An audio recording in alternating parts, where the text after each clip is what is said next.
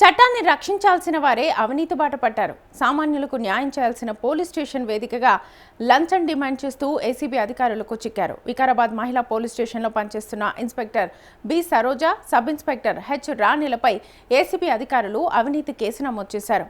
ఒక క్రిమినల్ కేసులో నోటీసులు జారీ చేసేందుకు బాధితుడిని వేధిస్తూ లంచం తీసుకుంటుండగా రెడ్ హ్యాండెడ్గా పట్టుకున్నారు.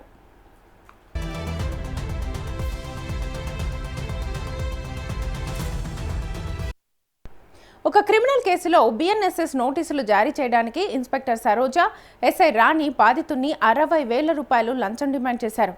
బాధితుడు అంత ఇచ్చుకోలేనని బతిమలాడడంతో చివరికి అది 40,000కు కుదిరింది.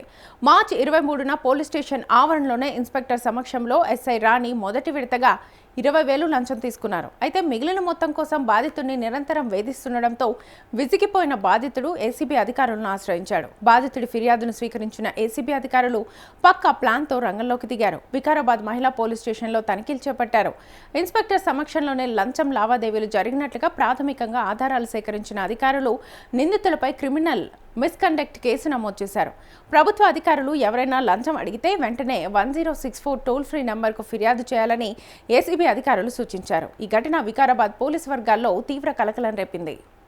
నా పేరు ఇర్షద్, నేను మున్సిపల్ కౌన్సిలర్ తాండూర్. ఫిబ్రవరి 20 తారీఖు నాడు నా భార్యకు నాకు ఒక చిన్న గొడవ జరిగింది.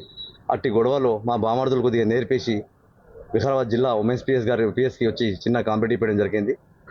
ఆ కాంప్లైంట్లో నన్ను కౌన్సిలింగ్ చేయకుండా ఒక్కటే రోజు ఇచ్చిన కాంప్లైంట్ 26 తారీఖున ఇచ్చిన కాంప్లైంట్ అదే రోజు కేసు బుక్ చేయడం జరిగింది. ఇక్కడ అదే రోజు కేసు బుక్ చేసి నన్ను పిలిచి అవమానకరంగా మాట్లాడేసి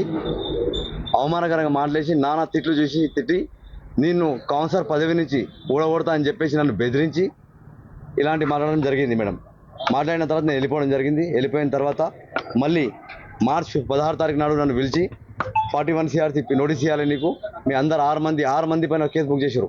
మా అమ్మ, నాన్న, మా 2 చెల్లెలు, నా పైన, మా తమ్ముని పైన. మా అమ్మ నాన్న ముసలోళ్ళు ఉంటారు, వాళ్ళు వేరే ఇళ్ళలో ఉంటారు. నా పెళ్ళి 18 సంవత్సరాలు అయింది. నేను ఇంట్లోకి వెళ్ళి ఎలాగై 13-14 సంవత్సరాలు అయింది. వాళ్ళకు నాకు ఎటువంటి సంబంధాన్ని అలాగుంటా అయినా వాళ్ళ మీద దౌర్జన్యంగా కేసు బుక్ చేసి వాళ్ళకు కూడా ఇబ్బంది పెట్టడం జరిగింది.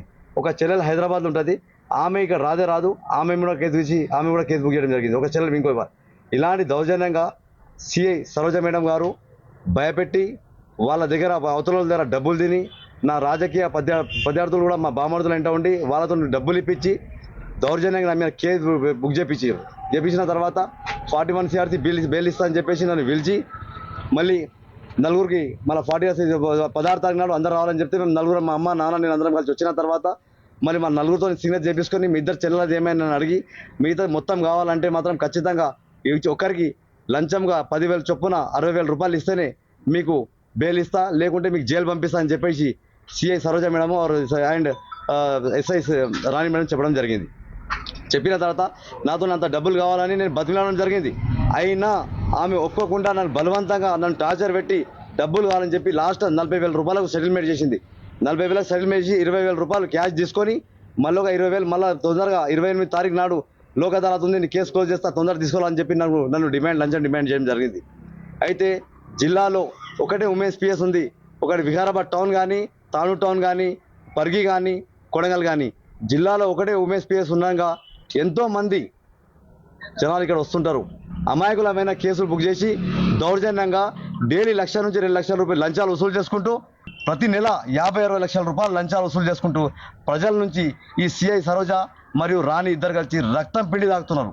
ఇలాంటి అధికారులపైన కఠిన శిక్షలు కావాలి. ఇంకో ఆఫీసర్ ఇలాంటి పని చేయవద్దు. నేనేమంటున్నా అంటే వీళ్ళు మాత్రం మీరు అవసరం ఉంటే ముఖ్యంగా వికారాబాద్ టౌన్లో కూడా తెలుసుకోవచ్చు. నాకు ఇప్పుడు నేను ఇక్కడ పిఎస్ కాడ బయట నిలబడితే దాదాపు 5-6 మంది ఫోన్ చేసి చాలా ఎవరో ఏమో నాకు తెలియదు, థ్యాంక్ యూ అన్న ఆ పని చెప్పించు అని చెప్పేసి చెప్పడం జరిగింది.